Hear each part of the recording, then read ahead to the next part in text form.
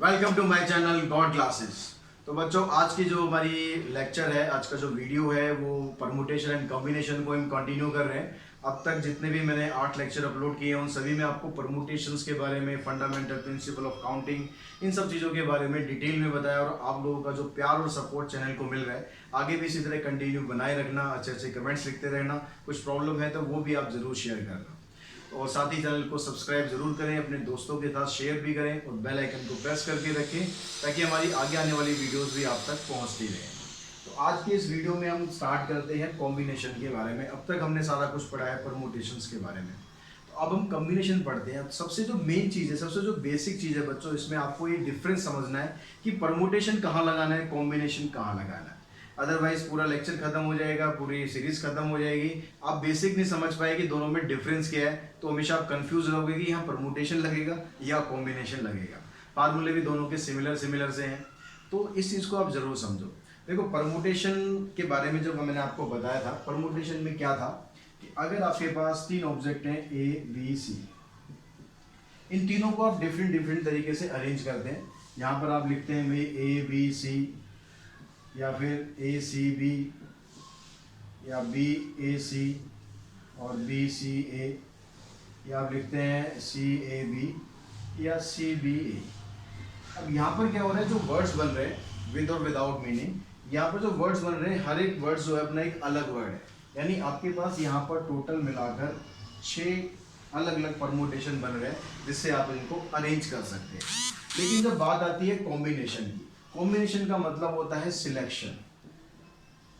तो आपको क्या करना है, यहाँ पर अगर 3 अल्फाबेट दिए, आपने इन तीनों अल्फाबेट को सिलेक्ट किया, आपने सिलेक्ट करके लिख दिया भाई ए आ गया, बी आ गया, सी आ गया, या फिर आपने लिख दिया सी A B, A C B, या फिर आपने लिख दिया बी ए सी, या लिख दिया बी सी ए, या लिख दिया सी ए बी, या लिख दिया सी बी ए।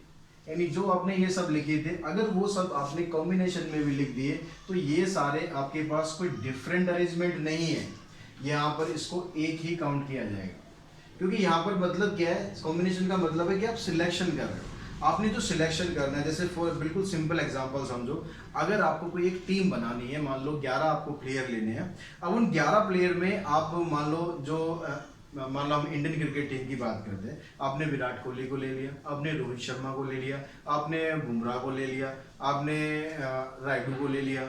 ऐसे इस तरीके से आपने 11 प्लेयर इकट्ठे कर लिए। अब मैं कह दूं भाई पहले विराट कोहली नहीं, पहले मैंने रोहित शर्मा को चूज कर लिया है, फिर मैंने बुमराह को चूज कर लिया, फिर मैंने विराट कोहली को चूज कर लिया। क्या टीम डिफरेंट होगी?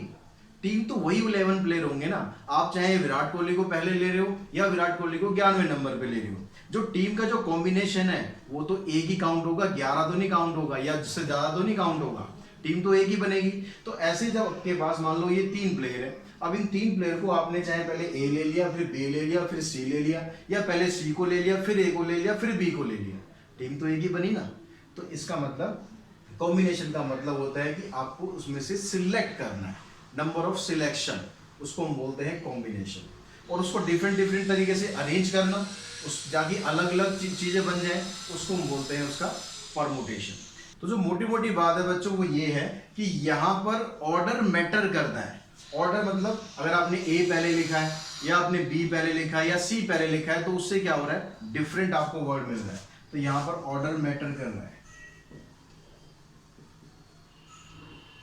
तो जहां पर ऑर्डर मैटर करेगा, ऑर्डर से ही कुछ उसमें डिफरेंट चीज हो जाएगी, वहां पर लगाना है आपको परमुटेशन। जहां पर ऑर्डर मैटर नहीं कर रहा है, आप बी को पहले ले रहे हो, ए को पहले ले रहे हो, आप सी को पहले ले रहे हो, वहां पर आपको क्या आ जाएगा, वहां करना है कॉम्बिनेशन। तो यहाँ पर ऑर्डर मैटर नहीं करता है, ऑर्डर डजंट मैटर। बिल्कुल बेसिक चीज है, आप क्वेश्चन को पढ़ेंगे समझेंगे। अगर आपको लगता है कि भाई यहाँ पर ऑर्डर मैटर करेगा तो दैट मीन्स परमुटेशन निकालना है, ऑर्डर मैटर नहीं करेगा तो आपको परमुटेशन नहीं निकालना, कॉम्बिनेशन निकालना है। एक और सिंपल एग्जांपल लेते हैं। मान लो आप हैं या आपका दोस्त है, ठीक है, आप दोनों वहां पर एक दूसरे से शेक हैंड करते हैं। तो शेक हैंड जब आप करेंगे, आपने अपने दोस्त से शेक हैंड किया या दोस्त ने आपसे शेक हैंड किया, बात तो एक ही है, ठीक है। ईगो प्रॉब्लम है तो बात अलग है कि उसने पहले हाथ क्यों नहीं मिलाया, मैंने क्यों नहीं मिलाया, वो एक अलग बात है। लेकिन अगर आपने हाथ मिला लिया या उसने हाथ मिला लिया, हाथ तो आप दोनों को ही मिला ना, एक ही बार मिला ना, तो इसका मतलब क्या हुआ कि यहाँ पर आपका ऑर्डर मैटर नहीं कर रहा है। आपने हाथ मिलाया या उसने हाथ मिलाया, बात दोनों की एक ही होगी, हैंड दोनों का ही शेप होना है। तो यहाँ पर इस तरह से आप क्वेश्चंस को पढ़ेंगे, समझेंगे, तो आपको क्लियरली पता चल जाएगा। अगर बेसिक आपको याद रहेगा तो, बेसिक भूल गए तो हमेशा देखो कंफ्यूज रहोगे कि यहाँ परमुटेशन लगा दूं या कॉम्बिनेशन लगा दूं, उल्टा सीधा करके आओगे, एग्जाम में नंबर बिल्कुल नहीं मिलेंगे। तो अब यहाँ पर जो इसका फार्मूला है उसके बारे में बात करते हैं कि ये फार्मूला हम क्या लगाना है यहाँ पर। अब देखो ये हमें पता लग गया कॉम्बिनेशन का मतलब क्या होता है कि सिलेक्शन करना होता है। तो अगर आपके पास n ऑब्जेक्ट्स हैं टोटल, उसमें से आपको R सिलेक्ट करना है, जरूरी नहीं कि हमें सारे सिलेक्ट करने हैं, अगर मेरे को R सिलेक्ट करने हैं तो उसको मैं डिनोट करूंगा NCR से, ठीक है। यहाँ पर C कॉम्बिनेशन के लिए यूज होता है, total number of object selecting R at a time. अब यहाँ पर जो R की वैल्यू होती है वो आपको पता है कि R की वैल्यू N से कभी भी बड़ी नहीं होनी चाहिए, एंड R की वैल्यू हमेशा क्या होगी, और पॉजिटिव वैल्यू होगी, 0 से लेकर कितने n तक हो सकती है। R की वैल्यू 0 से लेकर n तक हो सकती है, n से बड़ी कहीं पर भी नहीं होगी। अब यहाँ पर जब हम बात करेंगे कि इसका जो फार्मूला है उसको, फार्मूले को हम कैसे ड्राइव करेंगे, तो NCR का मतलब क्या हुआ कि NCR तो आपने भाई n जो टोटल आपके पास ऑब्जेक्ट्स है उसमें से आपने R ऑब्जेक्ट सिलेक्ट कर लिए। सिलेक्ट करने के बाद अब मुझे उसके नंबर ऑफ परम्यूटेशंस फाइंड करने हैं, ठीक है। नंबर ऑफ परम्यूटेशन फाइंड करने के लिए क्या करते हैं, जितने ऑब्जेक्ट आप सिलेक्ट कर रहे हो उसको आप उसके फैक्टोरियल से मल्टीप्लाई कर देते हैं, ठीक है। मान लो मेरे पास 3 ऑब्जेक्ट थे, मैंने यहाँ पर टोटल 10 ऑब्जेक्ट्स हैं, उसमें से 3 ऑब्जेक्ट मैंने सिलेक्ट कर लिए, तो यहाँ गया 10C3।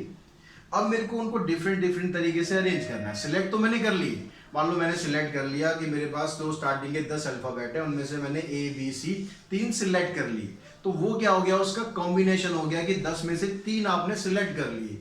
अब उनको अलग अलग तरीके से लिखना है, वो क्या हो गया, उसका परम्यूटेशन हो गया। अब 3 अलग अलग तरीकों से लिखना है, यानी 3 अल्फाबेट है, तो उसके लिए क्या करते हैं, हम उतने फैक्टोरियल कर देते हैं। तो आपने R सिलेक्ट किए, उन R को आपने क्या करना है, अलग अलग तरीके से अरेंज करना है, तो R फैक्टोरियल हो गया। यानी टोटल मिलाकर ये क्या हो गया, अगर मैं परम्यूटेशन पे जाऊं कि मेरे पास टोटल n ऑब्जेक्ट्स थे, उसमें से मैंने R सिलेक्ट कर लिए, उनका मुझे नंबर ऑफ वे बताना है, तो आप डायरेक्टली ऐसे भी निकाल सकते हैं, ठीक है, 10P3 करके। समझ में आ रही ना बात, क्या मैं यहाँ पर बताना चाह रहा हूँ, दोनों में डिफरेंस समझेंगे। यहाँ पर हमने क्या किया, पहले हमने कॉम्बिनेशन निकाल लिया कि 10 आपके पास लेटर थे, उसमें से आपने 3 लेटर निकाल लिए, सपोज ABC निकाल लिए। अब उन ABC को डिफरेंट तरीके से अरेंज करना है, तो उसके लिए क्या करना है, अगर आपके पास 3 ऑब्जेक्ट को अरेंज करना है तो 3 फैक्टोरियल हो जाता है, 4 ऑब्जेक्ट्स को अरेंज करना हो तो 4 फैक्टोरियल हो जाएगा। ऐसे यहाँ पर R ऑब्जेक्ट्स मैंने निकाले हैं तो उनको मुझे अरेंज करना है, तो R फैक्टोरियल हो गया। अगर मैं इसको परम्यूटेशन से निकाल दूं डायरेक्ट कि भाई 10 ऑब्जेक्ट्स थे, 10 में से मैंने 3 निकालने हैं, तो 10 NPR, ये फार्मूला बन गया। अब यहाँ पर देखो NPR का फार्मूला क्या होता है, ये NCR इंटू में R फैक्टोरियल। NPR का फार्मूला होता है N factorial divided by N minus R factorial. तो इस R फैक्टोरियल को आप यहाँ पर शिफ्ट कर देंगे, तो NCR बन गया आपके पास N factorial divided by N minus R factorial into में R फैक्टोरियल। ये हमारा कॉम्बिनेशन का फार्मूला बन गया। क्लियर होगी बात। अब यहाँ पर इसके साथ साथ कुछ एक प्रॉपर्टीज हो रहे हैं जो हम यूज करेंगे। अगर आपके पास यहाँ पर NCN हो या NC0 हो, तो इन दोनों की वैल्यू हमेशा 1 के बराबर होती है। आप इस फॉर्मूले में अप्लाई करके देखेंगे, आपको रिजल्ट मिल जाएगा। लेकिन अगर इस तरह से आता है तो आप डायरेक्टली उसको यूज करेंगे कि इसकी वैल्यू आपकी हमेशा 1 के बराबर होती है। अगर आप यहाँ पर लें NC1 या आप लें NCN-1, तो ये जो वैल्यू आएगी आपकी हमेशा n के बराबर आएगी। जैसे यहाँ पर 10C1 हो या 10C9 हो, तो उसकी जो वैल्यू है हमेशा 10 के बराबर ही आएगी। इसके अलावा और क्या यहाँ पर प्रॉपर्टी आप यूज कर सकते हैं, NCR जो होता है, NCR ये किसके बराबर आ सकता है, NCN-R, NCN-R इसी से बन गया एक तरह से। ये अगर यहाँ पर R है तो यहाँ पर ये R हो गया, NCR इक्वल्स टू NCN-R। इसके अलावा और क्या प्रॉपर्टी हम यूज करेंगे, मैं इन सबके प्रूफ पे नहीं जा रहा हूँ क्योंकि बहुत ज़्यादा प्रूफ भी आपको करने की ज़रूरत नहीं है। जो बेसिक प्रूफ था वो मैंने आपको समझा दिया। NCA या NCB अगर दिया होता है, ये दोनों अगर आपस में इक्वल है तो N की जो वैल्यू होती है वो A प्लस B के बराबर आएगी। तो ये कुछ प्रॉपर्टीज हैं जो आपको यूज़ करनी है क्वेश्चंस के अंदर, अगर क्वेश्चंस आते हैं इसके ऊपर based. N C R plus में N C R minus one is equals to N plus one C R. ठीक है, तो ये सारे प्रॉपर्टीज आप याद कर लेंगे, इनको क्वेश्चंस में डिफरेंट डिफरेंट तरीके से यूज़ करेंगे। और कुछ क्वेश्चंस यहाँ पर आप कर लेते हैं ताकि आपको कॉम्बिनेशन के बारे में और अच्छी तरह क्लियर हो जाए कि कॉम्बिनेशन क्या है। इसका आप स्क्रीनशॉट ले सकते हैं, नोट करना है नोट कर सकते हैं। तो क्वेश्चन जो हम यहाँ पर देखते हैं, सबसे पहला जो क्वेश्चन है एक्सरसाइज 7 पॉइंट कौन सी चल रही है, एक्सरसाइज 7 पॉइंट हो गई हमारी 6। ये एम एल अग्रवाल की एक्सरसाइज है, एम एल अग्रवाल आर्य पब्लिकेशन। तो अगर आपके पास वो बुक है तो आप बुक से भी क्वेश्चन देख सकते हैं, अदरवाइज मैं क्वेश्चन भी यहाँ पर मेंशन कर दूंगा। तो फर्स्ट क्वेश्चन है, फर्स्ट क्वेश्चन में कहता है 15C11। इस तरह से आपको 15C11 इसकी वैल्यू फाइंड करनी है। तो कॉम्बिनेशन का जो फार्मूला हमने समझा था वो फार्मूला डायरेक्टली अप्लाई करना है आपको। फार्मूला क्या था, n factorial, n minus R factorial और इनटू में r फैक्टोरियल। तो इसको आप सिंप्लीफाई करें, फैक्टोरियल सॉल्व करना आपको आता ही है। 15, 14, 13, 12, 11। तो 15 माइनस 11 करेंगे, 4 फैक्टोरियल हो गया, ये 11 फैक्टोरियल, इससे ये कैंसिल। 4 फैक्टोरियल को आप एक्सपेंड कर दो, पहले मल्टीप्लाई करने की जरूरत नहीं है, पहले आप इसको एक्सपेंड करो। 4 इंटू में 3 इंटू में 2 इंटू 1, तो 4 3 12, ये कैंसिल हो जाएगा, इससे ये कैंसिल हो गया।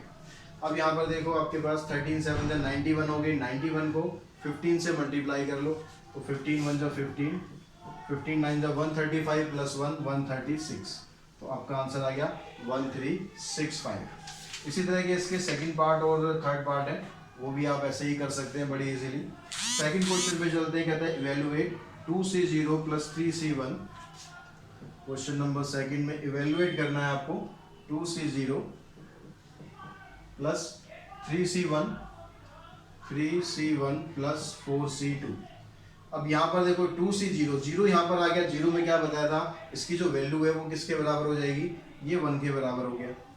अगर 3C1 है तो 3C1 यहाँ पर अगर 1 होता है तो ऊपर जो n होगा वही आपका आंसर आएगा। 4C2 है, इसको इस फार्मूले से आप सिंप्लीफाई कर लो, ये क्या बन गया 4 फैक्टोरियल, 4 माइनस 2 यानी 2 फैक्टोरियल, फिर इनटू में r होता है यानी 2 फैक्टोरियल। फार्मूला ध्यान रखना, कंफ्यूज नहीं होना है।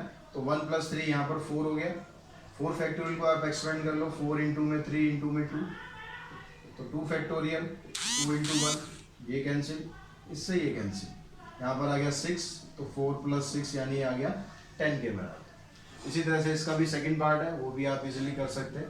तो क्वेश्चन नंबर थर्ड में आपको क्या करना है, थर्ड क्वेश्चन में देता है NC 35C n plus 7 is equals to 35C 4n minus 2। अब यहाँ से आपको n की वैल्यू फाइंड करनी है। n की वैल्यू फाइंड करने के लिए अभी हमने जो प्रॉपर्टी करी उसमें करा था भाई NCA, अगर NCB के बराबर है तो n की वैल्यू a प्लस b के बराबर होती है। तो यहाँ पर n क्या है, यहाँ पर n की जगह आपको दिया हुआ है 35, तो 35 किसके बराबर होगा, a प्लस b के। तो a की वैल्यू ये हो गई, b की वैल्यू ये हो गई, इसको आप सिंप्लीफाई कर लो, 7 माइनस 2 5 हो गया, उस 5 को आप इस साइड ले आएंगे, 35 minus 5 n plus 4n 5n, इधर आ गया 30, इधर आ गया 5n, दैट मीन्स n की वैल्यू निकल गई आपके पास 6। तो इस तरह से आप डायरेक्टली देखो, प्रॉपर्टीज आपको याद होंगी तो बड़े इजीली आप सॉल्व कर लोगे। तो जो भी मैंने प्रॉपर्टीज बताई, फार्मूले बताए, वो सारे अच्छी तरह आपको रिवाइज कर लेने हैं, लिख लिख के देखने हैं, ताकि कोई भी फार्मूला आपका मिस ना रह जाए। अच्छी तरह याद कर लोगे फार्मूले, सारे क्वेश्चन बड़े प्यार से होने वाले हैं। नेक्स्ट क्वेश्चन है वो भी इसी तरह क्या कह रहा है, NC10 equals to NC12, find NC3। Fourth question क्या कहता है, NC12 इक्वल्स टू में NC10, 10 इधर है 12 इधर है, मैंने इधर उधर लिख दिया है, कोई बात नहीं। तो आपको NC3 की वैल्यू फाइंड करनी है, तो पहले इसमें n फाइंड कर लेते हैं, n क्या है। तो वही फार्मूला जो अभी हमने पिछले क्वेश्चन में लगाया, n की वैल्यू हुई a प्लस b यानी 22 आ गया। अब आपको कह रहा है कि NC3 फाइंड करना है, तो NC3 का मतलब हो गया आपको 22C3 फाइंड करना है। तो फार्मूला लगा दो कॉम्बिनेशन का, 22 फैक्टोरियल, ये ऊपर आ गया, 22 माइनस 3 19 फैक्टोरियल, और नीचे आ गया 3 फैक्टोरियल। एक्सपेंड करो, 22 इंटू में 21 इंटू में 20 इंटू में 19 factorial, divided by 19 factorial into में 3 इंटू में 2 इंटू में 1, ये कैंसिल। अब यहाँ से 3 से आपने काटा इसको और 2 से काट दो आप इसको, तो 11 7 जा 77 हो गया। 77 को 20 से मल्टीप्लाई करोगे तो 2 7 जा 14 और 1 15, 1540, ये आपका आंसर आ जाएगा। Question number 4 first part. ऐसे इसी तरह से आपको सेकंड पार्ट निकालना है। फर्स्ट पार्ट हमने समझा दिया, सेकंड पार्ट आप बड़े आराम से इसका निकाल सकते हैं। क्वेश्चन नंबर 5 में कहता है NPR इक्वल्स टू 720 इंटू में NCR। NPR अभी यहाँ पर परमुटेशन का ये यूज कर रहा है, ठीक है। NPR is equals to 720 into में NCR। तो यहाँ पर आपको R की वैल्यू फाइंड करनी है। अब NPR और NCR इनका फार्मूला अप्लाई कर दो। NPR का फार्मूला क्या था, n factorial n minus r factorial equals to 720। यहाँ NCR का फार्मूला अप्लाई करो, क्या आ गया, n factorial n minus r factorial into में r फैक्टोरियल। अब यहाँ पर देखो जो n फैक्टोरियल इधर मल्टीप्लाई में था ये कैंसिल हो गया, इधर से ये कैंसिल हो गया, तो r फैक्टोरियल है, इसको आप ले आओ इधर, तो r फैक्टोरियल आ गया आपके पास 720। अब यहाँ पर r की वैल्यू देखो कैसे निकालेंगे। अभी जो 720 है, 720 को आपको इस तरह से अरेंज करना है कि आपके पास इसका कंटिन्यूसली प्रोडक्ट आ जाए। कंटिन्यूसली प्रोडक्ट का मतलब क्या, 1 तक आ जाए, तभी r फैक्टोरियल निकलेगा। तो यहाँ पर आप इसको देखो कि हम कैसे कैसे इसको अरेंज कर सकते हैं। इसके लिए क्या करो, आप इसका एलसीएम निकालो, उससे आपको समझना आसान हो जाएगा कि आपको करना क्या है। यहाँ पर 2 से मैंने इसको करा 360 आ गया, फिर 2 से किया 180 आया, फिर 2 से किया यहाँ पर आ गया कितना 90, फिर 3 से किया ये आ गया 30, फिर 3 से किया ये आ गया 10, फिर 2 से किया ये आ गया 5। अब देखो मैं इसको कैसे लिख रहा हूँ, r फैक्टोरियल इक्वल्स टू, इसको लिखा मैंने 1 इंटू में 2 इंटू में 3, ठीक है, इंटू में 4। अब मैं क्या ले रहा हूँ, मैंने एक 2 ले लिया, 1 से तो कोई दिक्कत नहीं, 1 से तो मल्टीप्लाई करेंगे 1 ही रहेगा। एक मैंने ये 2 ले लिया, एक मैंने ये 3 ले लिया, उसके बाद मैं क्या ले रहा हूँ 4 ले रहा हूँ, 2 2 जा 4 हो गया। उसके बाद मुझे लेना 5 आ गया। उसके बाद क्या हुआ, ये 3 और 2 ये आ गया 6। अब इन सबको अगर आप मल्टीप्लाई करोगे तो कितना आएगा, 720 आएगा ना, क्योंकि इसी के तो फैक्टर निकाले थे। फिर भी चेक कर लो एक बार, कंफ्यूजन दूर कर लो। 2 3 जा 6, 6 4 जा 24, 24 5 जा 120, 120 को 6 से मल्टीप्लाई करोगे 720। अब ये जो मैंने लिखा हुआ है, क्या मैं इसको ऐसे भी लिख सकता था, 7 into 5 into 4 into 3 into 2 into 1, ऐसे भी लिख सकते हैं। अगर हम इसको ऐसे लिख सकते हैं तो इसको हम ऐसे भी लिख सकते हैं कि भाई 6 फैक्टोरियल है, तो 6 फैक्टोरियल को एक्सपेंड करेंगे तो यही तो आएगा। तो इसका मतलब क्या हुआ, r की वैल्यू क्या आ गई आपके पास, r की वैल्यू आ गई 6। अगर आपको ये चीज क्लियर नहीं होगी तो फिर आप घूमते रहना कि r फैक्टोरियल 720 आ रहा है, यार r की वैल्यू क्या है। तो उसके लिए जो इसके फैक्टर्स है, कंटिन्यूस प्रोडक्ट कैसे आपको बनाना है, एलसीएम निकाल लो, उससे फिर एक एक करके अरेंज करते चलो। क्योंकि फैक्टोरियल में हमेशा ये होगा कि 1 तक तो आप जाओगे, तो 1 से आप स्टार्ट करो। 1 के बाद फिर देखो वहां पर 2 भी कहीं ना कहीं आ रहा होगा, 2 के बाद फिर 3, फिर 4। अब 4 नहीं आ रहा तो 4 का मतलब क्या, 2 इंटू 2 4 तो हो जाएगा। तो इस तरीके से आप इसको अरेंज करेंगे तो आप बड़े इजीली r फैक्टोरियल तक पहुंच जाएंगे। तो क्वेश्चन नंबर 6 में दिया हुआ students, how many selection of 4 books can be made from 8 different books. तो यहाँ तो इसने क्लियरली वर्ड यूज किया हुआ है सिलेक्शन, मतलब आपको कॉम्बिनेशन ही निकालना है। तो आपके पास 8 डिफरेंट बुक्स हैं, 8 डिफरेंट बुक्स में से आपको 4 बुक्स चूज करनी है। तो आपका नंबर ऑफ सिलेक्शन हो जाएगा 8C4। 8C4 यानी 8 फैक्टोरियल डिवाइडेड बाय 8 माइनस 4 यानी 4 फैक्टोरियल इंटू में 4 फैक्टोरियल। फार्मूला अच्छी तरह याद है ना, याद रखना फार्मूला। तो यहाँ तो आ गया 8 इंटू में 7 into 6 into 5 into 4 divided by 4 factorial into में 4 इंटू में 3 इंटू में 2 इंटू में 1। तो ये आपने इससे कैंसिल कर दिया, 3 2 जा 6, ये भी कैंसिल हो गया, 4 2 जा 8, तो कितना आ गया 7 2 जा 14, 14 5 जा 70। तो इस तरह से क्वेश्चन नंबर 6 का आंसर आ गया। तो फर्स्ट पार्ट मैंने किया है यहाँ पर, सेकंड पार्ट बिल्कुल इसी तरीके से आप कर सकते हो। तो यहाँ पर अब इसका 7th का भी फर्स्ट पार्ट है, फिर सेकंड पार्ट, बात वही है। तो फर्स्ट पार्ट मैं आपको बता देता हूँ, सेकंड पार्ट आपको इसी तरीके से करना है। तो यहाँ पर कह रहा 13 मेंबर्स हैं, 13 मेंबर्स में से आपको 9 प्लेयर्स को लाइन अप करना है, 9 प्लेयर्स को लाइन में खड़ा करना है। आगे उसने दे भी दिया था, position of each member in line up is not important, कि कौन पहले खड़ा हो रहा है, कौन बीच में है, कौन लास्ट में है, कौन कॉर्नर पे, कोई मतलब नहीं है, जैसे मर्जी खड़े हो। तो यानी यहाँ पे आपको क्या करना है, 13 में से 9 लोग आपको सिलेक्ट करने हैं। तो 13 से 9 करेंगे मतलब 13 फैक्टोरियल, 13 माइनस 9 यानी 4 फैक्टोरियल, इंटू में 9 फैक्टोरियल। तो 13 इंटू में 12, 11, 10, 9 फैक्टोरियल डिवाइडेड बाय 4 इंटू में 3 इंटू में 2 इंटू 1 इंटू में 9 फैक्टोरियल।